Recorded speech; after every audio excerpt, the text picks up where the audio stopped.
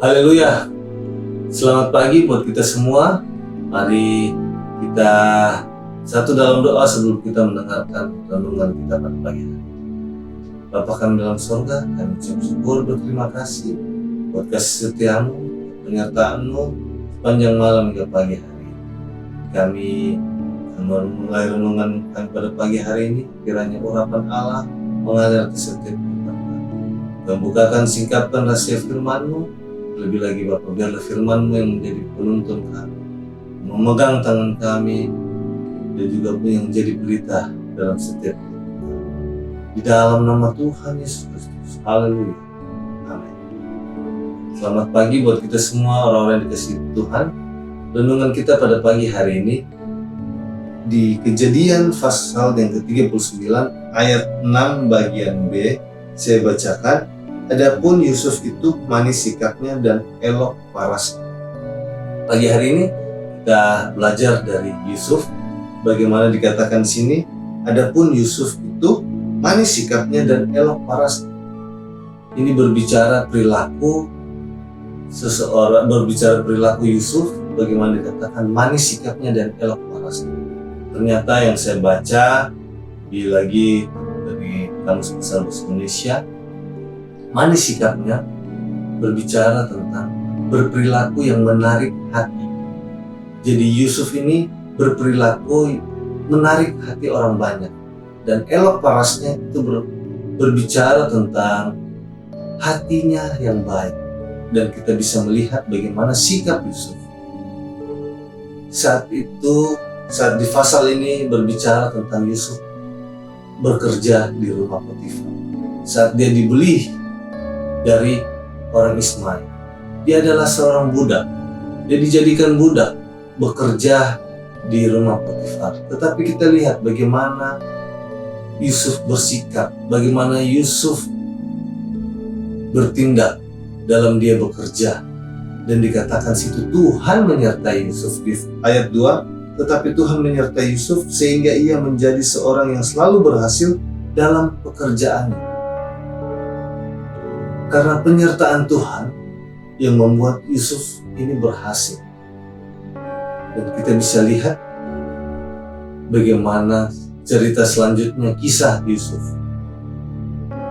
Di rumah Potifar, dia dipercayakan segala sesuatu. Apapun yang dijumpainya berhasil. Tangannya, apa yang pun yang dia kerjakan melalui tangannya itu berhasil. Dan kita bisa melihat berbicara tentang manis sikapnya dan elok parasnya, itu adalah berbicara tentang karakter, berbicara tentang sikap. Dan tanpa sadar, kalau kita bisa merangkumnya adalah Yusuf adalah seorang yang takut akan Tuhan, berbicara tentang takut akan Tuhan. Dan kita bisa melihat bagaimana penyertaan Tuhan saat dia berada di rumah Potifar. Dia katakan tadi di ayat 2, tetapi Tuhan menyertai Yusuf sehingga ia menjadi seorang yang selalu berhasil dalam pekerjaan. Ia menjadi seorang yang berhasil dalam pekerjaan. Itu karena sikapnya yang baik sehingga dia selalu berhasil. Dan dia mendapat penyertaan Tuhan karena dia adalah seorang yang takut akan Tuhan. Dan dikatakan lagi di ayat 3, setelah dilihat oleh Tuhannya bahwa Yusuf disertai Tuhan dan bahwa Tuhan membuat berhasil segala sesuatu yang dikerjakan, maka Yusuf mendapat kasih Tuhan. Dia mendapat kasih Tuhannya sehingga dia dipercayakan semuanya. Bagaimana di sini berbicara tentang kinerja Yusuf. Dia tidak neko-neko, dia tidak mencuri waktu, dia tidak mencuri kesempatan, dia menggunakan semuanya dengan baik. Dia selalu melakukan hal tanggung jawab dengan baik. Kadangkala pekerjaan yang kita hadapi membuat kita kadangkala mungkin mencuri waktu, mencuri apapun itu tanpa sadar. Banyak kalau kita melihat akhir-akhir ini dikatakan anak-anak Tuhan, tanda kutip anak-anak Tuhan, tetapi di kantor dia bisa korupsi, ditangkap oleh KPK, pejabat-pejabat negara. Padahal kalau dilihat dikatakan mereka anak Tuhan. Tetapi di sini kita bisa melihat kinerja Yusuf. Bagaimana kinerja Yusuf? karena takut akan Tuhan. Hidupnya manis sikapnya, elok parasnya, berbicara tentang hatinya yang baik. Dan kita bisa lihat bagaimana penyertaan Tuhan. Dan dikatakan selanjutnya di ayat yang ke-21, tetapi Tuhan menyertai Yusuf dan melimpahkan kasih setianya kepadanya dan membuat Yusuf kesayangan bagi kepala penjara itu. Ini kisah Yusuf ketika ia di penjara.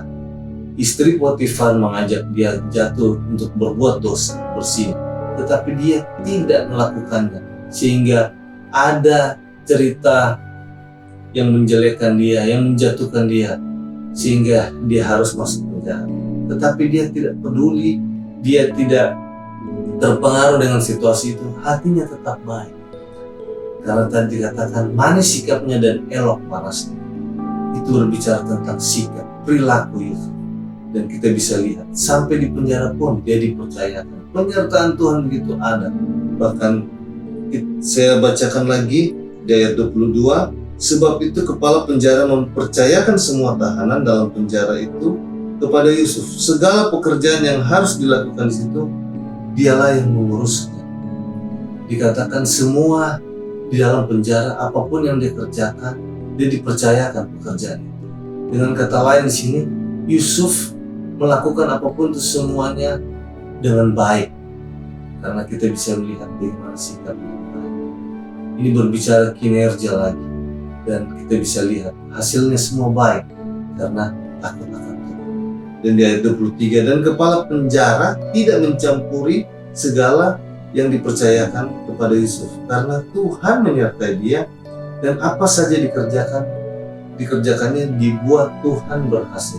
Di sini kita lihat lagi dibuat Tuhan berhasil. Tadi di ayat 2 bagaimana di rumah Potifar, dia juga karena penyertaan Tuhan selalu dibuat berhasil. Dan di sini juga di dalam penjara, apapun dikerjakan, Tuhan membuatnya berhasil.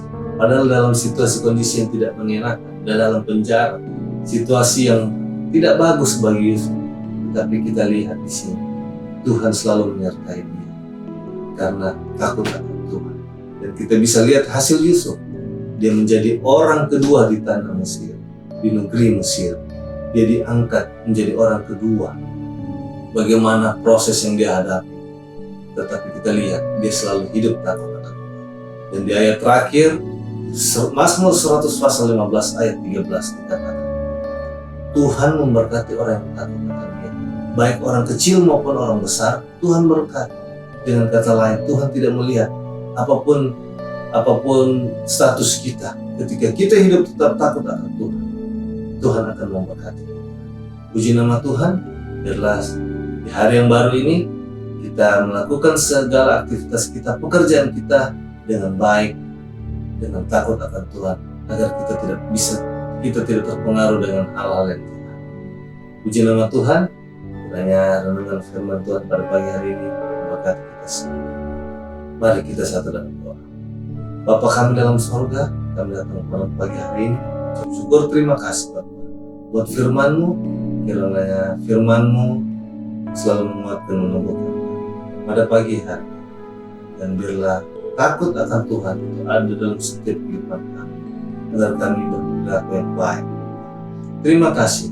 Tuntun tangan kami, Allah Roh Kudus, pegang tangan kami, agar kami selalu berjalan dalam nama Tuhan Yesus Kristus. Haleluya. Amin. Terima kasih buat kita semua. Tuhan Yesus memberkati. Haleluya.